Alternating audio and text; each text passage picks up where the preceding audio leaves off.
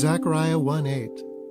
I saw by night, and beheld a man riding upon a red horse, and he stood among the myrtle trees that were in the bottom, and behind him were there red horses, speckled and white.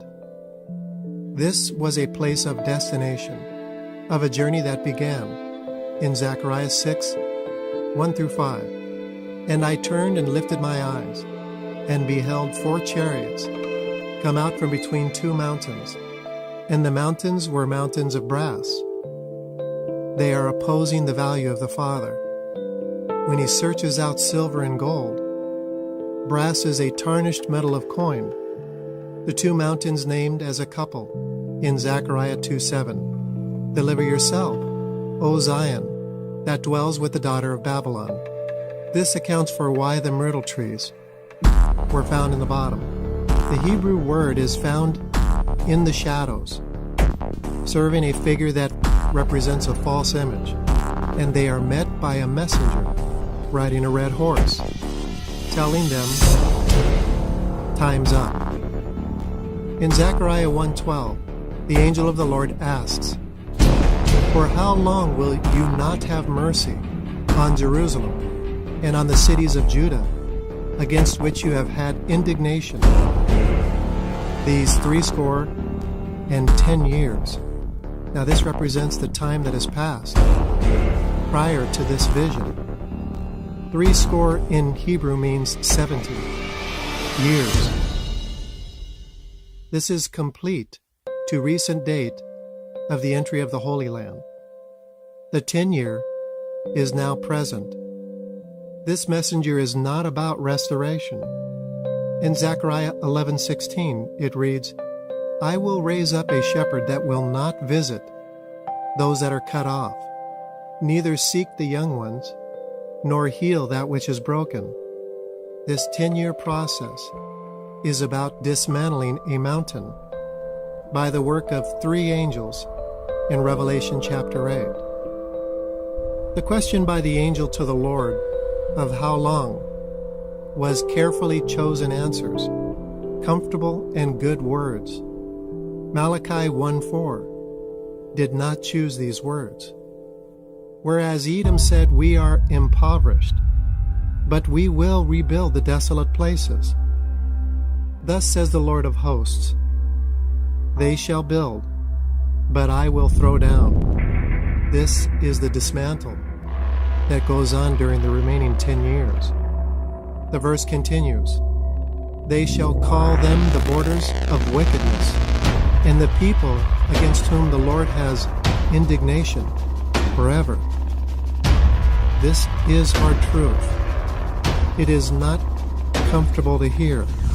When the plummet line falls, the mountain, the walls, and the borders are all removed, changed. The mountain becomes a plain for the plowman to harvest.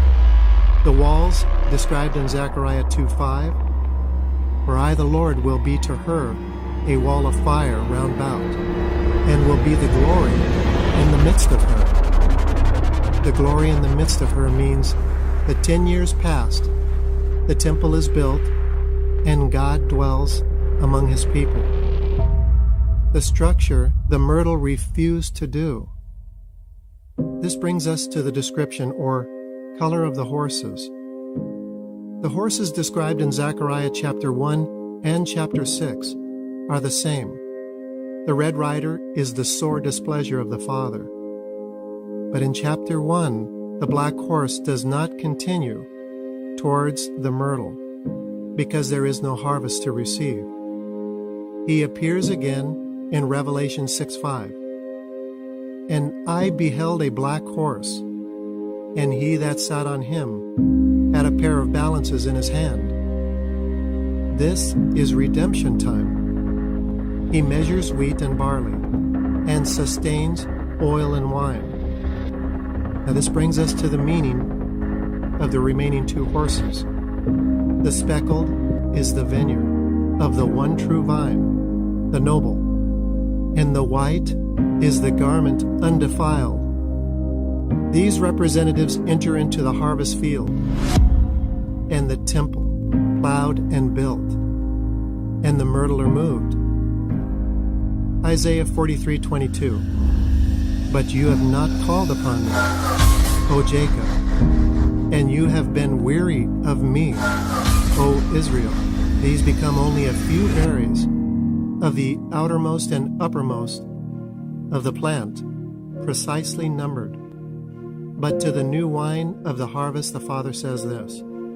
Zechariah 8:11 and 12. But now I will not be unto the residue of this people as the former days, says the Lord of hosts.